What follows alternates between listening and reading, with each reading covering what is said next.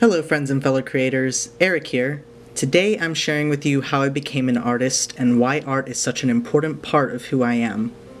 When I was a kid, I was diagnosed with a condition called ocular albinism, and I was legally blind until I was 11, almost 12 years old. I saw the world in colors and forms rather than sharp edges and details.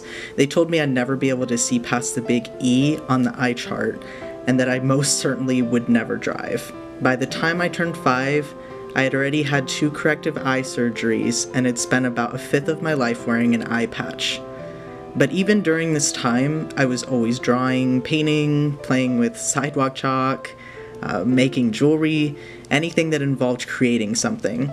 The gratification I got from giving someone something that was one of a kind, that was what kept me coming back to art. When I was 7 years old, and yes, this makes me want to sing that song that I really don't like, Once I was 7 years old, I published my first illustrated children's book called The Deep Blue Sea, and shortly after, an award-winning book called Wouldn't It Be Great If I Was a Toucan? Yes, I know. Amazing titles, right? My parents, teachers, and everyone around me seemed to already be making plans for my quote-unquote big art career. I remember eavesdropping on my parents, chatting with my aunt about art schools, and I remember asking, what do you mean there's a school for art? I knew art was something I loved from a really young age, and I knew I wanted it to be a key part of my life, whatever that meant. My parents fostered my creativity, enrolling me in summer programs where I painted with oils for the first time, like Bob Ross. I loved art class and would always go above and beyond on my school projects, like in other subjects, science and English. I'd always try to incorporate art into my projects in whatever way that I could. Somehow my vision started getting better as I got older, which was not at all what my doctors had predicted. My optometrist actually considered my improved vision a medical miracle. So I still had Coke bottle lenses, giant glasses, but I started to write and learn art that required more detail work, like pencil drawing and stippling. At 13, I stumbled upon the site DeviantArt. If you guys aren't on there, it's an amazing resource for artists, full of stock photography and drawing resources, and they feature artists every day. I just love that site, so finding it when I was really young, I don't even really remember how I found it, but I started following photographers and I gained a real interest in nature and architectural photography. And my dad got me my first DSLR camera when I was 14, which was a Canon Digital Rebel XTI. I still have that camera, and I used it up until around a year or so ago when I upgraded to the Canon T5. Being on DeviantArt, or DA, exposed me to so many different mediums. I started delving in digital art, and since I was starting high school, I ended up dual enrolling in an art program called the Creative Arts Institute. In this program, I went to art school for 3 periods of my day, and then I'd go to normal high school for the rest of the day. There I learned every program in the Adobe suite, like Photoshop, Illustrator, Flash, Premiere Pro. I got college credit for doing it, and I got Adobe certified, which was really cool. Being young and having the privilege to know those programs just really kind of helped my art stand out.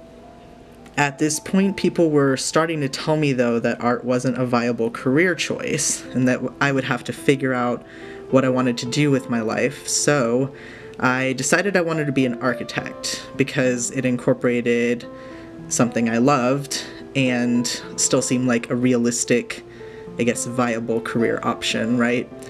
So I'd always been fascinated with architecture and would read up on art history or watch documentaries about the wonders of the world and think, wow, someone designed that building like an actual standing object that will stand the test of time. Someone had an idea in their head for what they wanted that to look like and just brought it into the world. And of course, my thoughts were probably not this deep because I was only 14, but once I decided to be an architect, that was that. Until math class came around, and I wasn't that great at math. It's not surprising that geometry was the only kind of math that I caught on to and actually enjoyed. And someone got the idea in my head that in order to be a great architect, I needed to also be great at math. I've later found out that's not really the case. There are engineers for that. But so instead, I set my sights on being a photographer and started doing freelance gigs and working as an events photographer at a local theater when I was 16. Around that time, a representative from the Savannah College of Art and Design came out to my art school and was kind of scouting for young artists. And even though I had kind of set my sights on going to university for something else, even though I didn't know what that something else would be yet, I then set my sights on attending SCAD, even though they have a really competitive and prestigious program. Nearly every artist asks themselves that big question, should I go to art school? For some, the answer is obvious, but for me, with everyone telling me that most art careers fail, my decision was fueled with a lot of self-doubt and a little bit of faith. I didn't want to be that starving artist that everyone seemed to be making me out to be or who I would be. So I ended up attending my local college for family reasons, even though I really had my heart set on the Savannah College of Art and Design.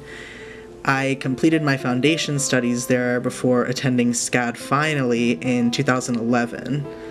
I'm super grateful for the time that I had in art school. The skills I learned there were invaluable, and learning the same skills online just isn't the same as going in with all your peers with the same fears and not only putting your art on a pedestal for everyone to see, but also having to explain your process and the meaning behind that work, what it means to you, and everything behind that. What I've learned along the way is that there's no wrong way to be an artist, and everyone's journey is different, of course. You just have to believe in yourself and your work, and feel empowered to do what's right for you. What do you all think? Do you think artists should go to art school? Do you think that people that don't go to art school aren't real artists? What was your experience if you did go? Do you regret going or being in debt from art school loans? Or did you enjoy your time there as much as I did? I'd love to hear about it. If you like this video, please leave me a like and hit that subscribe button. My art is always evolving, and I'm always looking to connect and collaborate with other artists. Find me everywhere at Erik Quinn Art. Until next time, stop comparing, start creating, and have an awesome day.